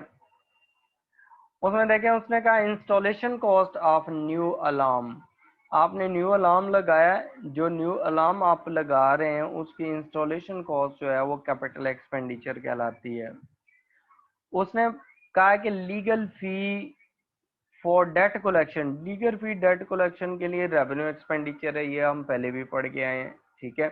लीगल फी, नेक्स्ट उसने कहा लीगल फी इंकर्ड, लीगल फी इंकर्ड है for the purchase of the hotel, तो होटल नॉन करंट एसेट है, उसको परचेज करने के लिए जो भी लीगल फी लगी है वो आपके कैपिटल एक्सपेंडिचर्स कहलाते हैं। उसके बाद उसने कहा परचेज ऑफ कंप्यूटर्स, कंप्यूटर एक purchase, purchase of a computer वो आपका नॉन करंट एसेट है, तो पर आपका नॉन करंट एसेट है वो कैपिटल एक्सपेंडिचर कहलाएगा, ठीक है। उसके बाद क्वेश्चन नंबर 4 देखें, क्वेश्चन नंबर 4 में वो कहता है कि how much should be debited to the truck account, आपके जो ट्रक अकाउंट है उसमें कितनी अमाउंट जानी चाहिए, ठीक हो गया। उसने कहा है कि on 1st January 2002 a second hand truck was bought for 15,000, second hand truck बेचा, आप परचेज किया आपने कितने का? 15,000 का। तो जो सेकेंड हैंड ट्रक आपने परचेज किया है उसकी जो कॉस्ट है वो तो आपकी कॉस्ट बनेगी बनेगी, वो आपकी परचेज प्राइस आ गई, ठीक है, वो इसमें शामिल हो जाएगी, ठीक है। उसके बाद कहता है it was discovered on the date of the purchase that the truck's engine did not work, ठीक है, कि उस टाइम पता चला कि इंजन ने तो काम ही नहीं किया। The table shows work subsequently carried out on the truck. अब ट्रक पे जो 3 जनवरी 2001 को काम हुआ है वो क्या हुआ है, वो ये हुआ है कि उन्होंने इंजन रिप्लेस करवा दिया। अब ये भी कैपिटल एक्सपेंडिचर है, क्योंकि अब ट्रक को क्या करना है, वर्किंग कंडीशन में लेके आना है। उसके बाद 15 जनवरी को क्या हुआ है कि शेल्व्स आपने फिट किए हैं, तो इससे भी अर्निंग कैपेसिटी बढ़ती है, ये भी आपके पास उसमें आ जाएगा, ठीक है। तो आपके पास ये जो दो कॉस्ट हैं ये तो आपके पास आनी आनी है, इसमें कैपिटल एक्सपेंडिचर्स में ऐड हो जाएंगी। अच्छा, उसके बाद आपके पास जो नेक्स्ट कॉस्ट है ना उसने दी हुई है आपके पास, ये कितनी हो गई, 8500 प्लस 2100, ये भी ऐड हो जाएगी उसमें, पहले 15000 प्लस ये दोनों। उसके बाद उसने कहा है कि आपके पास ना जो गियर बॉक्स है उसको क्या कर दिया, उसको रिप्लेस कर दिया गया, गियर बॉक्स को क्या कर दिया है, रिप्लेस कर दिया गया। अब आपके पास जो कॉस्ट है वो जरा ऐड करें, आपके पास कितनी बनती हैं इन तीनों कॉस्ट को, ऊपर वाली को और इसमें गियर बॉक्स भी, क्योंकि अब गियर बॉक्स भी अब आपके पास आ गया, वो भी आपने शामिल करना है। 15000 आपकी कॉस्ट है शुरू की, पहली कॉस्ट है 15000 की, ठीक है, प्लस उसमें 8500 आपके पास आ गया जो आपने इंजन रिप्लेस किया है, प्लस शेल्व्स जो हैं वो आपने उसमें डाली हैं, तो वो 2100 की आपने डाल दी हैं। तो आपके पास ये कॉस्ट बनती है 25600। अब ये जो गियर बॉक्स है ना ये रिप्लेस हो गया, तो जो रिप्लेसमेंट होती है इसको आप रेवेन्यू एक्सपेंडिचर ट्रीट करते हैं। ये क्या होता है, आपका रेवेन्यू एक्सपेंडिचर होता है, रिप्लेस हो गया है, ठीक है। जब भी आप रिप्लेस करेंगे चीज तो वो रेवेन्यू एक्सपेंडिचर एक्सपेंडिचर कहलाएगा। तो हमारे पास कैपिटल एक्सपेंडिचर में 15000 प्लस 8500 प्लस 2100, तो ये टोटल कितना बन जाता है, 25600। तो C option is the correct option, ठीक है। उसके बाद उसने नेक्स्ट कहा है कि what is an example, question number 5 में, what is an example of capital expenditure, capital expenditure की एग्जांपल कौन सी है। उसमें पहला है payment for an electricity bill, electricity bill तो आप रूटीन में पे करते हैं, रेवेन्यू एक्सपेंडिचर कहलाएगा। पेमेंट ऑफ एम्प्लॉयमेंट वेजेस, जो आपके एम्प्लॉयज वेजेस हैं वो भी आप रूटीन एक्सपेंसेस हैं, आपका रेवेन्यू एक्सपेंडिचर कहलाएगा। परचेज ऑफ ब्रांड नेम, जब आपने कोई ब्रांड नेम परचेज करना है और अपना बिजनेस करना है तो वो आपका कैपिटल एक्सपेंडिचर कहलाएगा, that would be considered as capital expenditure. जैसे आप जे डॉट की ब्रांड्स खरीद लेते हैं और उसके आगे बिजनेस करते हैं, बोनेंजा की ब्रांड परचेज कर लेते हैं, बिजनेस करते हैं, यूनिवर्स की ब्रांड आप परचेज करते हैं, आगे बिजनेस करते हैं, ये सारी ब्रांड्स हैं। जब आप ब्रांड परचेज करते हैं तो आपका कैपिटल एक्सपेंडिचर होता है, ठीक है। उसके बाद उसने कहा परचेज ऑफ इन्वेंट्रीज, तो इन्वेंट्रीज भी शॉर्ट टर्म है, आपने परचेज की हैं गुड्स और फिर सेल कर दी, तो ये आपका रेवेन्यू एक्सपेंडिचर कहलाता है। तो C option is the correct option. उसके बाद नेक्स्ट देखें जो 6 है, उसमें उसने कहा है कि which item is a revenue expenditure, इनमें से कौन सा रेवेन्यू एक्सपेंडिचर है। उसने कहा cost of painting new office premises during construction, आपने न्यू ऑफिस बनाया है, ठीक है, उसकी प्रीमिसेस को आपने क्या किया है, पेंट किया है, तो आप फर्स्ट टाइम पेंट कर रहे हैं, उसको वर्किंग कंडीशन में लेके आना है, दैट इज कैपिटल एक्सपेंडिचर, ठीक है। उसके बाद नेक्स्ट उसने कहा है cost of repairs, cost of repairs किसके लिए है, to the factory plant and machinery, जो फैक्ट्री प्लांट एंड मशीनरी है उसको रिपेयर करवाया, तो ये आपका रेवेन्यू एक्सपेंडिचर है, ये आपका क्या रेवेन्यू एक्सपेंडिचर है। उसके बाद जो नेक्स्ट है उसने कहा है कि legal fees for the purchase of new factory permit, factory permit लेना है आपने, न्यू फैक्ट्री परमिट लेना है, तो न्यू फैक्ट्री परमिट जो है उसके लिए आपने क्या किया, लीगल फी दी है, तो आपने क्या किया, ये आपका नॉन करंट एसेट है। नॉन करंट एसेट के लिए जो एक्वायर करने के लिए जो भी आप लीगल फी देंगे that would be consider as a capital expenditure. तो सी भी कैपिटल एक्सपेंडिचर है। डी में उसने कहा wages of the companies on workman for the building of an office extension. आप ऑफिस एक्सटेंशन कर रहे हैं, उसके लिए आपने जो भी बिल्डिंग में वर्कर काम कर रहे हैं उनको जो वेजेस दी हैं एक्सटेंशन के लिए, वो आपकी कैपिटल एक्सपेंडिचर्स कहलाते हैं। वो क्या कहलाते हैं? आपके capital expenditures. Then the option B is the correct option, that is the revenue expenditure, remaining three are the capital expenditures. ठीक है।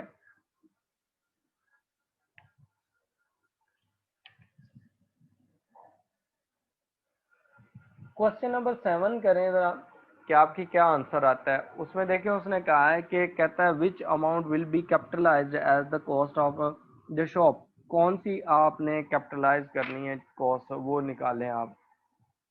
करें इसकी कैलकुलेशन। कौन कौन सी चीजें आप शामिल करेंगे, कितनी कॉस्ट होनी चाहिए, कौन सी नहीं होनी चाहिए।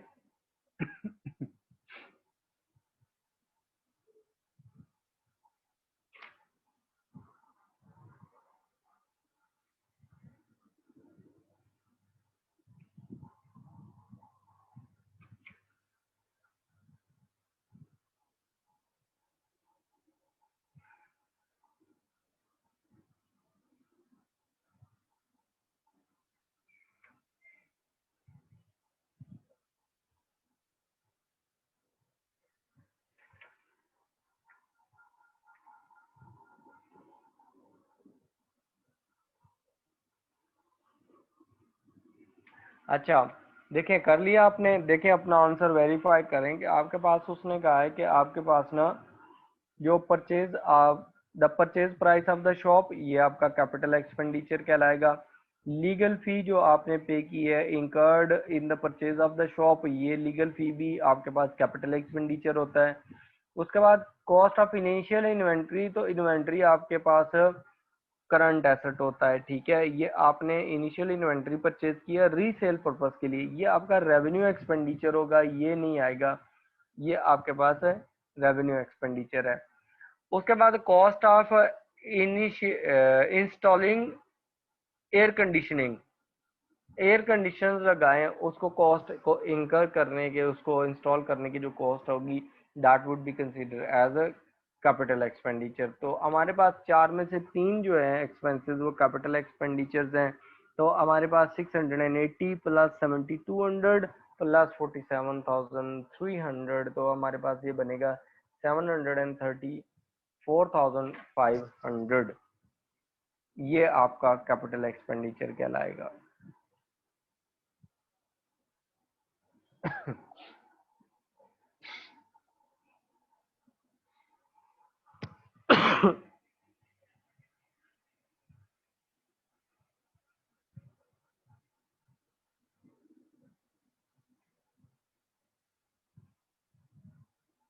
Okay Muskan very good. Annabia Jain आपने भी okay very good, good calculations. Syed Mohammad Hadi very good. Okay that's good कि आप लोगों को ये चीज़ें समझ आ रही हैं इजीली और आप उसको कर रहे हैं। अब देखो क्वेश्चन नंबर 8 देखें। उसने कहा कि which item should be treated as a capital expenditure. इनमें से कौन सा एक्सपेंस को कैपिटल एक्सपेंडिचर ट्रीट करेंगे, ये आपने बताना है। ठीक है, question number 8। Look at the question number 8, इसको पढ़ें ज़रा, रीड करें।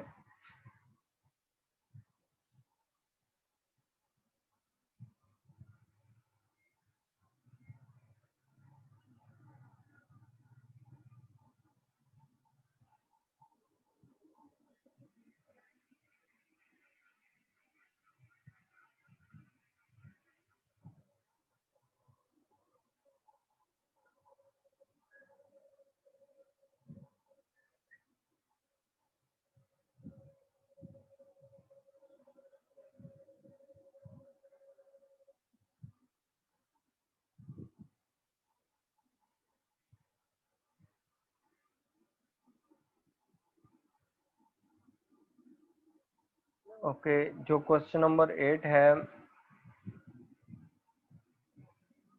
उसमें देखें क्वेश्चन नंबर 8 में saying that what is the capital expenditure क्या है। उसने कहा the addition of a backup system on an existing computer system at a cost of 900।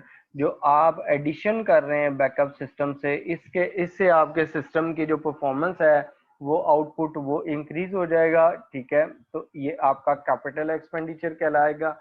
ये आपका क्या हो जाएगा, कैपिटल एक्सपेंडिचर कहलाएगा। अगले नेक्स्ट देखें, उसमें कहा कॉस्ट इंकर्ड इन रिपेयरिंग, जो repairing car when the cost can not be recovered from the insurance company. ठीक है, रिपेयर की जो कॉस्ट है वो आपका रेवेन्यू एक्सपेंडिचर्स हैं। आपने अगर फर्स्ट टाइम ले लिए सेकेंड हैंड गाड़ी ली है और सेकेंड हैंड गाड़ी को आपने रिपेयर करवा रहे हैं फर्स्ट टाइम उसको वर्किंग कंडीशन में लाने के लिए, in that case that would B capital expenditure, otherwise that would be revenue expenditures. उसके बाद सी में देखें, उसने कहा rent paid on the factory while the company negotiated the purchase of the same factory। ठीक है, वही है रेंट पेड, आपने ये भी रेवेन्यू एक्सपेंडिचर है, आपने रेंट पे किया। आप नेगोशिएट कर रहे हैं, बेशक नेगोशिएट करते रहें जब तक वो आपकी बिल्डिंग अपनी नहीं है, जो भी रेंट पे करेंगे वो आपका रेवेन्यू एक्सपेंडिचर होगा। कहता replacement of the wooden fence with the new fence, आप रिप्लेसमेंट कर दें तो रिप्लेसमेंट जो होता है वो आपका रेवेन्यू एक्सपेंडिचर होते हैं। ठीक है, उसके बाद क्वेश्चन नंबर 9 देखें, उसने क्वेश्चन नंबर 9 में क्या कहा, उसने कहता है कि आपके पास expenditure on the machine during the year has included the following. अब उसमें इंश्योर आपको डिफरेंट दे दिए एक्सपेंसेस, इंश्योरेंस कॉस्ट दे दी है उसने। उसने कहा new engine machine will now produce more products per hour. अब यहाँ देखें, उसने कहा मशीन अब क्या करेगी, न्यू इंजन डाला है उससे उसकी प्रोडक्शन कैपेसिटी जो है वो इंक्रीज हो जाएगी, पर आवर ज्यादा आउटपुट देगी। ठीक है, तो आपकी अर्निंग कैपेसिटी इंक्रीज हो जाएगी, जब अर्निंग कैपेसिटी इंक्रीज होती है तो वो कैपिटल एक्सपेंडिचर कहलाते हैं। ठीक है, और लास्ट उसने कहा क्लीनिंग कॉस्ट है। कहता है how much of this expenditure should be treated as a capital expenditure, तो आपने बताना है कि इसमें से कितना कैपिटल एक्सपेंडिचर है। ठीक है, कितना कैपिटल एक्सपेंडिचर है। आप देखें, जो इंश्योरेंस है ये भी आपका रेवेन्यू एक्सपेंडिचर होता है। ठीक है, और जो क्लीनिंग कॉस्ट होती है ये भी आपकी रेवेन्यू एक्सपेंडिचर है। न्यू इंजन रखा है उससे अर्निंग कैपेसिटी इंक्रीज होगी है, तो ये आपका कैपिटल एक्सपेंडिचर है। तो आपके पास 12,300 कैपिटल एक्सपेंडिचर कहलाएगा। 12,300 की जो ऑप्शन 22,000 सॉरी 22,300 उसकी ऑप्शन है बी। ठीक हो गया। उसके बाद क्वेश्चन नंबर 10 देखें, क्वेश्चन नंबर 10 में उसने क्या कहा है कि अब कहता है an item of capital expenditure has been incorrectly treated as a revenue expenditure in the accounts of the business. कहता what is the effect of this error on the accounts of the business. ठीक है, अब वो कहता है कि business के जो अकाउंट्स हैं उस पर क्या इफेक्ट होगा। कैपिटल एक्सपेंडिचर हुआ, ये जाना चाहिए था स्टेटमेंट ऑफ फाइनेंशियल पोजीशन में। ठीक है, उसको रेवेन्यू एक्सपेंडिचर ट्रीट करके इनकम स्टेटमेंट में एज एन एक्सपेंस ट्रीट कर लिया।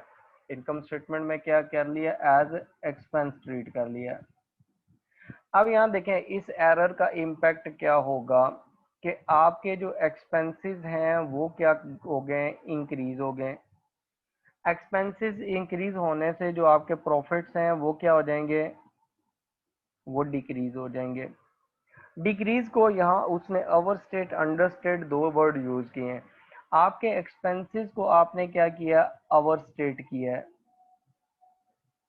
आपने एक्सपेंसेस को ओवरस्टेट किया है जिसकी वजह से आपके प्रॉफिट्स जो हैं वो अंडरस्टेट हो गए।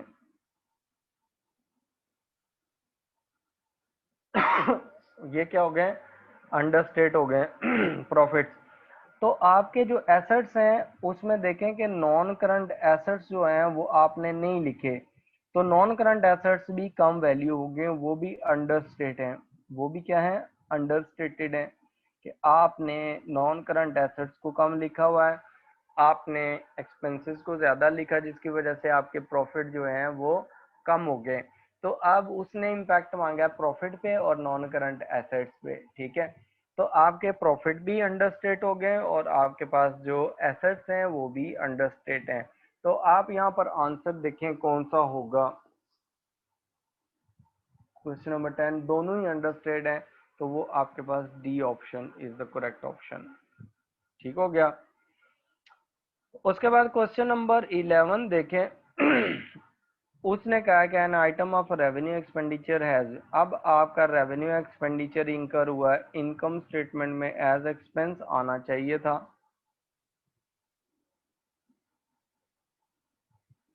कहता है has been incorrectly treated as capital expenditure, और अपने उसे कैपिटल एक्सपेंडिचर रिकॉर्ड कर लिए। अब आपने यहाँ पर ना ऊपर से रिवर्स वाला केस किया ऊपर, कि आपके पास जो एक्सपेंसेस थे,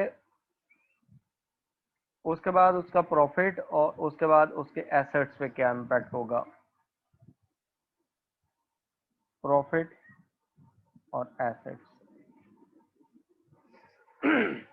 अब आपने क्या किया, आपने रेवेन्यू एक्सपेंस था उसको एक्सपेंस नहीं लिखा, उसको बल्कि क्या कर दिया आपने, जाके non current asset statement of financial position में रिकॉर्ड कर दिया। ठीक है। कहता है कि what effect will correction of this error has on the asset. अच्छा, अब उसने कहा है कि पहले ऊपर वाला जो क्वेश्चन था उसने कहा था कि what is the effect of this error. Question number 10 में था कि इस एरर का इफेक्ट क्या होगा, हमने वो एरर का इफेक्ट बताया।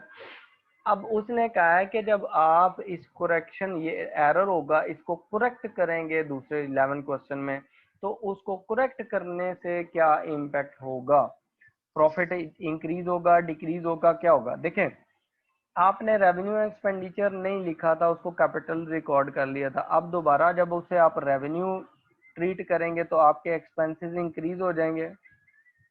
ठीक है, आपके एक्सपेंसेस क्या हो जाएंगे, इंक्रीज हो जाएंगे करेक्ट करने से। वो इंक्रीज होंगे तो आपके डेफिनेटली प्रॉफिट जो है वो डिक्रीज हो जाएगा। ठीक है। और एसेट पे क्या इफेक्ट होगा कि आपने एसेट कैपिटल एक्सपेंडिचर में जाके लिख दिए थे, आपके कैपिटल एक्सपेंडिचर में मतलब नॉन करंट एसेट आपने रिकॉर्ड कर लिया था, एक नॉर्मल एक्सपेंस किया है। जैसे आपने रिपेयर करवाया और आपने मशीनरी के अकाउंट में जाके बैलेंस शीट में स्टेटमेंट ऑफ फाइनेंशियल पोजीशन में लिख दिया उसे, तो अब जब आप उसे करेक्ट करेंगे तो वो भी आपके पास क्या हो जाएगा, डिक्रीज हो जाएगा। ठीक है। तो अब आप यहाँ देखें आपकी ऑप्शन कौन सी बनेगी इसमें, ऑप्शन क्वेश्चन नंबर 11 की, कि आपके पास दोनों चीजें डिक्रीज हो रही हैं, ऊपर वाला ही इम्पैक्ट आएगा इसमें भी। ठीक है, ये करेक्शन का इम्पैक्ट है, और ऊपर वाला जो इम्पैक्ट है वो क्या है, वो एरर वाला इम्पैक्ट है। क्वेश्चन नंबर 10 में कि एरर होगा तो क्या इम्पैक्ट होगा, इसमें कि करेक्शन होगी तो फिर क्या इम्पैक्ट होगा। क्वेश्चन नंबर 12 में देखें, उसने कहा है कि a spender on the road haulage business. ठीक है, रोड हॉलेज का बिजनेस है। कहता है which would be classified as a capital expenditure, इसमें से कौन सा कैपिटल एक्सपेंडिचर होगा। ठीक है, उसने कहा कि purchase of number plates for new lorries, जो नंबर प्लेट्स हैं, आपने नई लॉरीज, नई गाड़ियां हैं, उसके लिए आपने क्या किया है, उसके लिए आपने नंबर प्लेट्स परचेज कर लिए हैं, तो ये आपका कैपिटल एक्सपेंडिचर होता है। ये क्या आपका कैपिटल एक्सपेंडिचर। फिर वो कहता है परचेज ऑफ रिप्लेसमेंट फ्यूल, जो रिप्लेसमेंट फ्यूल है उसको क्या किया आपने, परचेज किया है। तो replacement of the fuel pump for lorries, replacement जब भी होती है तो वो रेवेन्यू एक्सपेंडिचर कहलाता है। वो क्या होता है, रेवेन्यू एक्सपेंडिचर। उसके बाद नेक्स्ट उसने कहा the purchase of replacement tyres, tyres replace कर रहे हैं, रेवेन्यू एक्सपेंडिचर है। नेक्स्ट उसने डी में कहा है कि purchase of road tax licence, जो रोड टैक्स लाइसेंस आप परचेज कर रहे हैं वो भी आपका रेवेन्यू एक्सपेंडिचर है। तो पहला जो नंबर प्लेट लगवाते हैं वो कैपिटल एक्सपेंडिचर कहलाएगा, that would B capital expenditure. ठीक है। उसके बाद क्वेश्चन नंबर 13 है, जरा इसकी कैलकुलेशन करें जरा आप, आपकी क्या कैलकुलेशन आती है। कहता how much should be debited to the motor van account, motor van में आपने कितने इसको शामिल करने हैं, पैसे शामिल करने हैं, उसकी कॉस्ट कितनी होगी मोटर वैन की, इन अदर वर्ड्स। ठीक है, कैलकुलेशन करें इसमें क्या क्या चीज़ें आएंगी, फिर मैं कैलकुलेशंस करवाता हूँ ताकि ये आपका वेरीफाई हो जाए।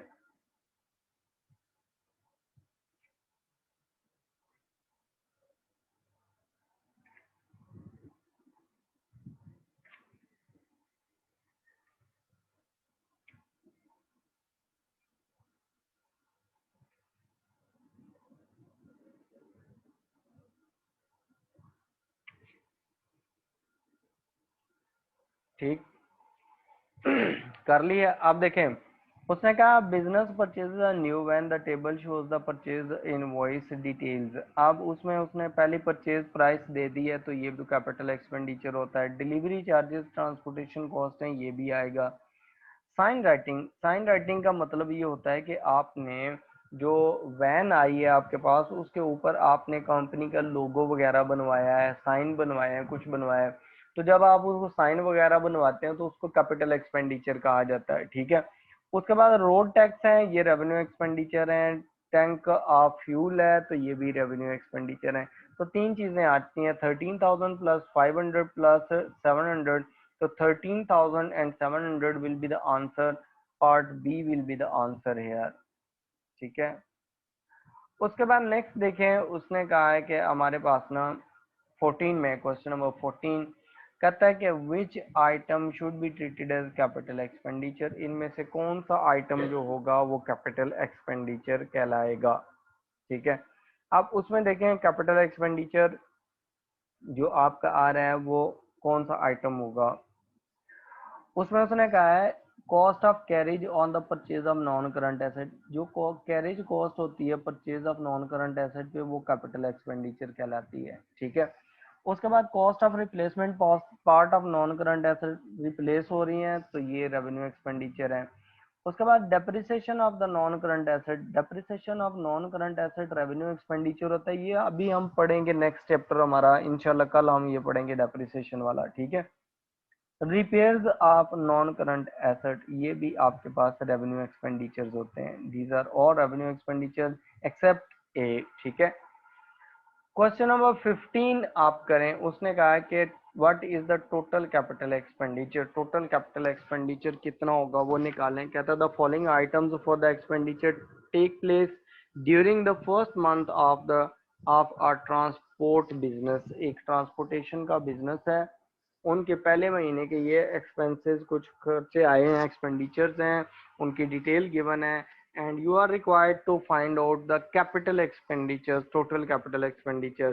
तो वो देखें कौन कौन से आते हैं, फिर मैं ये करवाता हूँ, आप करें इसको, फिर आप उसको वेरीफाई कर लीजिएगा।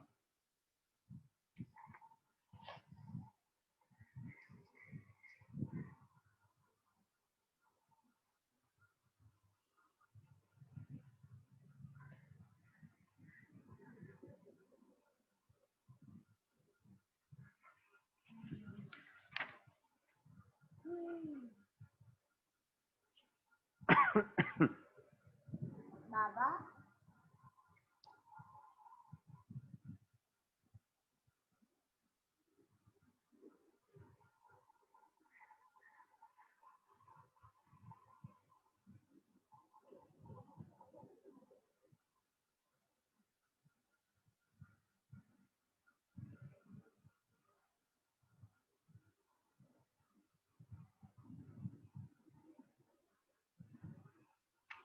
ओके। आप देखें, आप, मैं क्वेश्चन आपको करवाता हूँ, आप अपने आंसर्स को वेरीफाई कर लें। क्वेश्चन नंबर 15 देखें। क्वेश्चन नंबर 15 जो है उसमें वो कह रहा है कि आपके पास कैपिटल एक्सपेंडिचर, रेंट जो होता है ये रेवेन्यू एक्सपेंडिचर होता है, ये नहीं आएगा। Insurance of building revenue expenditure होता है। इंश्योरेंस ऑफ व्हीकल भी रेवेन्यू एक्सपेंडिचर होता है। रोड टैक्सेस भी रेवेन्यू एक्सपेंडिचर्स होते हैं। परचेज ऑफ व्हीकल जो है, purchase price of non current asset, capital expenditure होता है। उसके बाद नंबर प्लेट्स जो आप लगवाते हैं वो भी कैपिटल एक्सपेंडिचर होता है।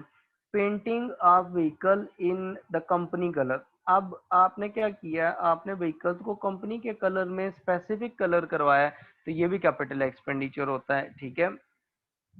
Wages for the lorry driver, ये आपका रेवेन्यू एक्सपेंडिचर होता है। और wages for the painting vehicle, जो आपने अपने व्हीकल पेंट करवाई है उस पे जो आपने एक्सपेंसेस लगाए हैं, जो कॉस्ट लगाई है, वो कैपिटल एक्सपेंडिचर कहलाएगा। तो आपके पास 15,000 प्लस 150 प्लस 700 एंड 50 प्लस 150, ये आप ऐड अप कर लेंगे तो आपके पास जो आंसर आएगा वो होगा दैट वुड बी $16,050 का। ठीक है, ये आपका कैपिटल एक्सपेंडिचर कहलाएगा। Remaining expenditures will be revenue expenditures. ठीक हो गया। उसके बाद नेक्स्ट देखें कि हमारे पास जो नेक्स्ट क्वेश्चन है, क्वेश्चन नंबर 16 है, उसमें वो कहता है कि what would be treated as a part of the capital cost of the purchase of a building? You are required to tell about the capital cost, capital expenditure. Legal cost of the purchase, this would be the capital expenditure. ठीक हो गया। ये कौन से आपके expenditures होंगे? Capital expenditures हो जाएंगे, क्योंकि आपको मैंने बताया था कि लीगल कॉस्ट है, इंजीनियर की कॉस्ट है, कंस्ट्रक्शन की कॉस्ट है, और सॉरी और आर्किटेक्चर की, वो सारी की सारी जितनी भी कॉस्ट हैं वो आपकी कैपिटल कॉस्ट कहलाएंगी। ठीक है।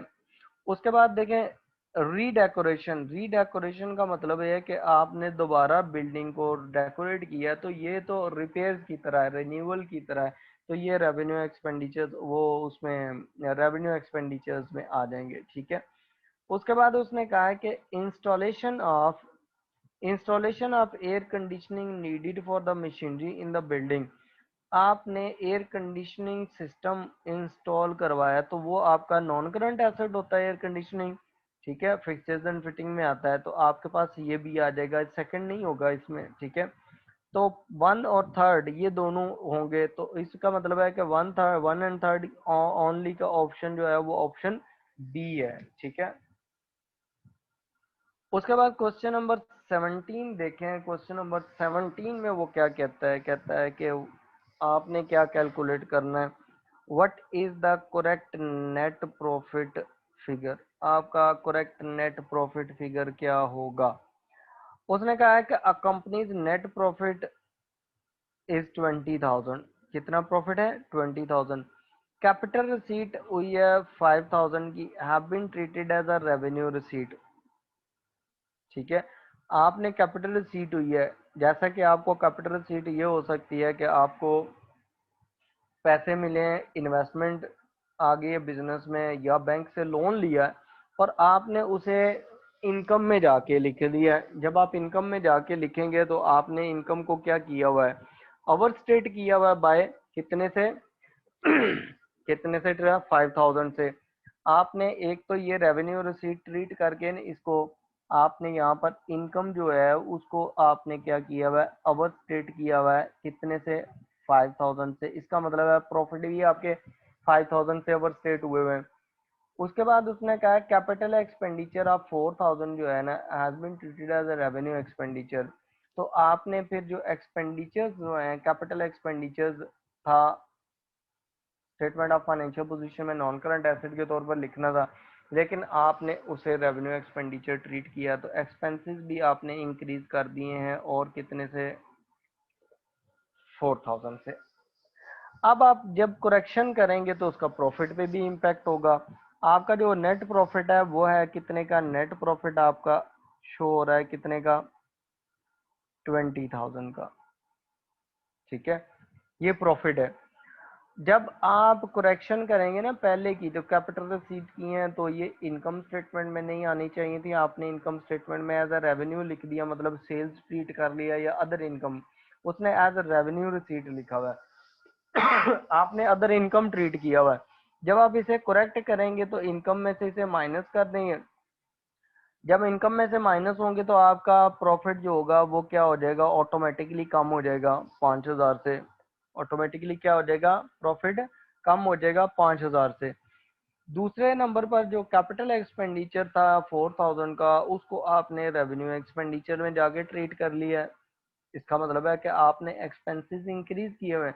अब जब इसकी करेक्शन करेंगे तो एक्सपेंसेस आप कम करेंगे तो प्रॉफिट आपका उतने से बढ़ जाएगा। एक्सपेंसेस जितने से कम करेंगे प्रॉफिट उतने से क्या हो जाएगा? बढ़ जाएगा। तो आपके पास क्या हो जाएगा? ये करेक्ट ऑप्शन आ जाएगी कि 20,000 में 5,000 माइनस कर दें, 4000 ऐड अप कर दें, ठीक है, तो ये 19,000 इज द आंसर। ये करेक्टेड प्रॉफिट आपका, this is your corrected profit. ठीक हो गया। अब यहाँ देखें जो नेक्स्ट है ना, उसमें अच्छा, अभी आपके जो क्वेश्चन रह गए हैं वो 18 से लेकर 23 तक के क्वेश्चन रह गए हैं। अब आपने ये क्वेश्चंस कर लेने हैं, इसमें कोई प्रॉब्लम हुई तो आपने मुझसे पूछ लेना है, ठीक है।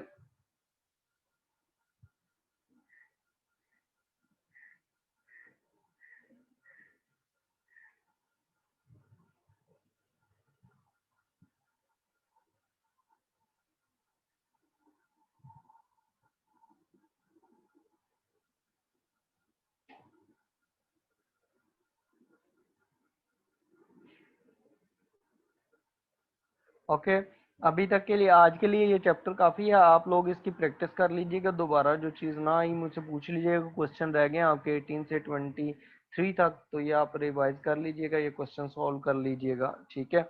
इंशाल्लाह कल मुलाकात होती है, फिर हम नए टॉपिक से स्टार्ट करेंगे कल। ओके, तब तक के लिए अल्लाह हाफिज़। अल्लाह हाफिज़।